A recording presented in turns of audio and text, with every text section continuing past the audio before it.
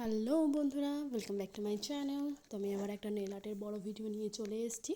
একদম সিম্পল একটা ডিজাইন, তোমরা থাম্বনেল দেখে তো বুঝেই গেছো কেমন কি ডিজাইন করব। আমি ফার্স্টে দেখো ল্যাভেন্ডার কালার একটা নেল পলিশ পরিয়ে নিয়েছি, সেটাকে আমি ডাবল কোট করে নিয়ে তারপর শুকিয়ে নেব।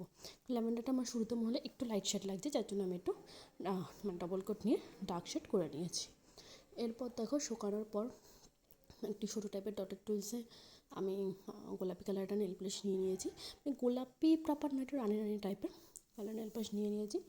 সেটা নিয়ে দেখো 5টা করে ডট দিয়ে 3টে আমি ফুল বানিয়ে নেব। একটা একটু কোনা টাইপের করে করেছি, তোমরা এটা কিন্তু নিচের দিকে কোনাটাতেও করতে পারো, তাতেও কিন্তু ভালো লাগবে। তো দেখো একটু ছোটো ছোটো করেই ফুলটা করেছি যাতে ভরাট হয়ে যায়, মানে ভরাটটা আমি তোমার ওই রানি কালারটা দিয়েই করেছি।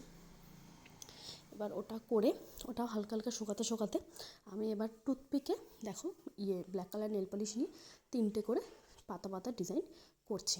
সেফটি পিনের থেকে আমার এখন মনে হচ্ছে আমি করে করে মনে হচ্ছে যে মানে সেফটি পিনের পাতার থেকে তোমার টুথপিক দিয়ে পাতা করতে খুব ইজি হয়, আর খুব সহজে কিন্তু পলিশটা কি সুন্দর মানে শেপটা নিয়ে নেয়, জানো তো।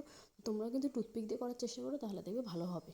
মানে অনেকে পাতা করতে সমস্যা, আমার নিজেরই যেমন সমস্যা হতো, তো সেই হিসাবে আমি বলবো টুথপিক দিয়ে করবে, পাতার ডিজাইনটা বেশ সুন্দর আসবে। যতটা ছোটো করতে চাইছো বা যতটা বড় করতে চাইছো সেটা কিন্তু ইজিলি হয়ে যাবে।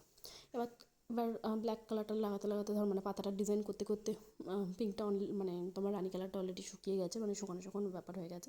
তো ওইখানে দেখো ব্ল্যাক কালার দিয়ে ফুলের মাঝখানে একটা করে ডট দিয়ে দিয়েছি, যে জিনিসটা আরও ফুটে ওঠে। কেমন লাগলো ডিজাইনটা অবশ্যই জানিও, একদম ইজি একটা ডিজাইন, বাড়িতে কিন্তু অবশ্যই ট্রাই করো। এখন টাটা।